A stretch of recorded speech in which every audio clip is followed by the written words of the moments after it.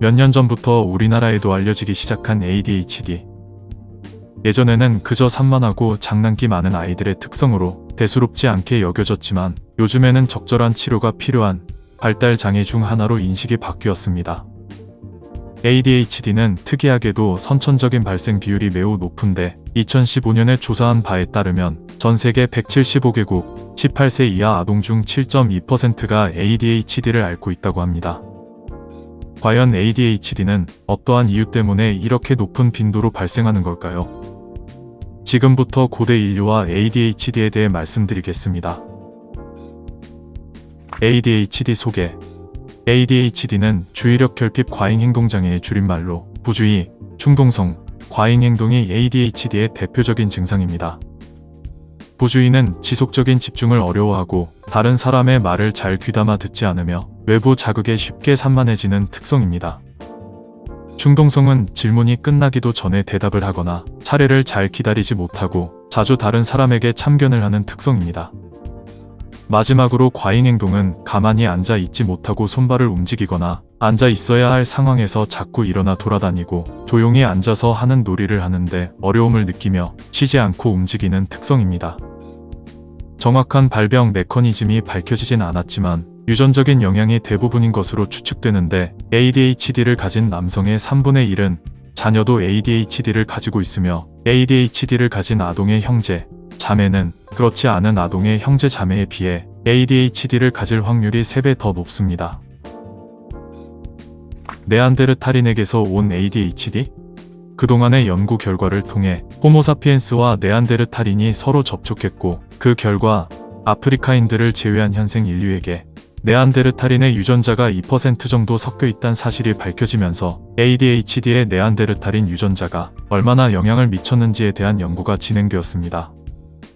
2017년 바르셀로나 과학기술연구소의 마세다는 네안데르탈인이 호모사피엔스보다 ADHD 발생 유전자를 많이 가지고 있으며 호모사피엔스에게 전달된 네안데르탈인의 유전자가 실제 ADHD 유병률에 영향을 미친다는 사실을 밝혀냈습니다. 하지만 마세다는 2020년에 추가 연구를 통해 네안데르탈인과의 접촉이 ADHD 유병률에 영향을 미친 건 맞지만 호모사피엔스의 DNA 데이터를 분석한 결과 4만 5천 년 전부터 ADHD 유전인자가 꾸준히 감소했기에 현재 ADHD 유병률에 네안데르탈인의 유전자가 끼치는 영향은 거의 없는 것으로 봐도 무방하다고 결론 내렸습니다. 사실 네안데르탈인과 ADHD의 연관성을 밝히는 연구는 네안데르탈인에 대한 차별적인 접근에서 시작되었습니다. 많은 사람들이 야만적이고 폭력적인 네안데르탈인의 유전자 때문에 문명화된 호모사피엔스가 ADHD를 앓게 된 것이라고 생각했기 때문입니다. 하지만 최근에 네안데르탈인, ADHD에 대한 연구로 인해 이러한 접근이 잘못되었다는 게 밝혀져 ADHD가 네안데르탈인에게서 왔다는 가설은 잠정 폐기된 상태입니다. 수렵, 채집의 흔적인 ADHD? 네안데르탈인 가설이 무너지고 그동안의 연구 결과들이 쌓이면서 다시 주목을 받게 된 가설이 있습니다. 사냥꾼 대 농부 가설은 ADHD가 농업혁명 이전의 수렵 채집 사회에서는 유리한 특성이었으나 농업혁명 이후에 문명사회로 발전하면서 오히려 좋지 않은 특성이 되었다는 주장입니다.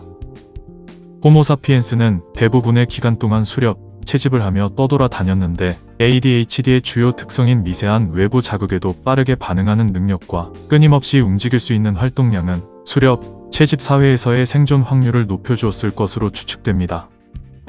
2002년 캘리포니아 대학의 로버트는 ADHD에 관여하는 유전인자인 DRD4가 약 4만 년 전에 자연 돌연변이로 발생한 생긴 지 얼마 되지 않은 유전인자라는 사실을 밝혀냈습니다.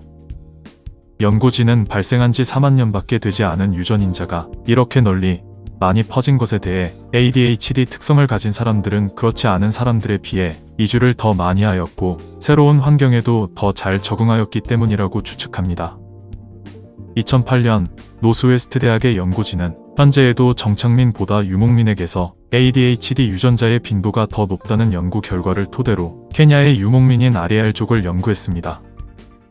아리알족은 예전부터 사막에 살면서 낙타, 소, 양, 염소 등을 키우며 음식과 물을 찾아 떠돌아다니는 생활을 하였는데 연구 당시에는 현대 문명을 받아들여 정착한 사람들과 아직까지 전통을 지키며 유목 생활을 하는 사람들로 나뉘어진 상태였습니다. 연구진은 성인 아리엘족 중 유목민 그룹에서 75명, 정착민 그룹에서 75명을 뽑아 총 150명의 ADHD 유전인자를 분석하였습니다. 그 결과 건강 척도를 나타내는 저체중 여부에서 특이한 경향성이 발견되었습니다. 유목민 그룹에선 ADHD 유전인자가 없는 사람이 유전인자가 있는 사람에 비해 저체중인 경향이 있었고, 정착민 그룹에선 ADHD 유전인자가 있는 사람이 유전인자가 없는 사람에 비해 저체중인 경향이 있었습니다. 연구진은 ADHD 유전인자가 정착민 그룹보다 유목민 그룹에서 더 유리한 것으로 보이며, 한 곳에 오랜 기간 동안 정착하여 농사를 짓는 것보다 가축을 보호하고 음식과 수원을 찾는 일에 더 도움을 주는 것으로 결론 내렸습니다. 인종, 성별 간 차이가 있는 ADHD? 2000년대 초반만 해도 ADHD는 백인 남자아이에게서만 나타나는 특이한 발달 장애로 보고되었습니다. 하지만 전 세계적으로 ADHD에 대한 인식이 퍼지고 의료 환경이 개선되면서 ADHD가 전 세계 모든 인종의 아이들에게서 나타난다는 사실이 밝혀졌습니다. 하지만 ADHD와 인종과의 연관성에 대한 논란이 완벽하게 사라진 것은 아닙니다. 이제는 인종별 ADHD 유병률을 연구하고 있기 때문입니다.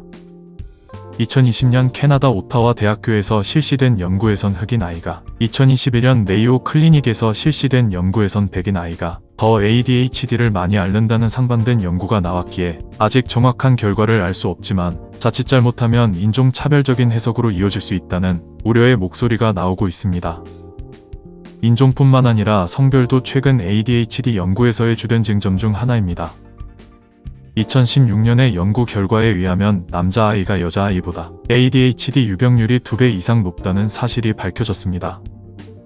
2017년에 북경대학교의 연구진이 남성의 성염색체인 Y염색체에서 ADHD에 영향을 주는 인자들을 발견했기에 남아의 높은 ADHD 유병률과의 연관성이 어느 정도 입증된 것처럼 보입니다. 하지만 일각에선 남자아이와 여자아이에 대한 차별적인 인식과 편향적인 검사 방법으로 인해 여아의 ADHD 진단이 제대로 이루어지지 않는다는 시선도 있습니다. 이렇듯 인종, 성별과 ADHD의 연관성은 그 민감성과 제대로 된 연구의 부재로 아직 제대로 입증되지 않은 상태입니다. 전 세계 많은 아이들이 앓고 있는 ADHD. 현재는 치료받아야 할 발달 장애의 한 종류로 보고 있지만 한편에선 성격과 같은 차이로 인식해야 한다는 주장도 있습니다.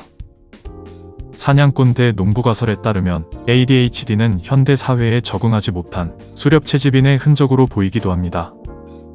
하지만 인류가 다시 수렵 채집 생활로 돌아가지 않는다는 보장이 있을까요? 영상 재밌게 보셨다면 좋아요와 구독, 알림 설정 부탁드리며 더 재미있는 영상으로 찾아뵙겠습니다. 감사합니다.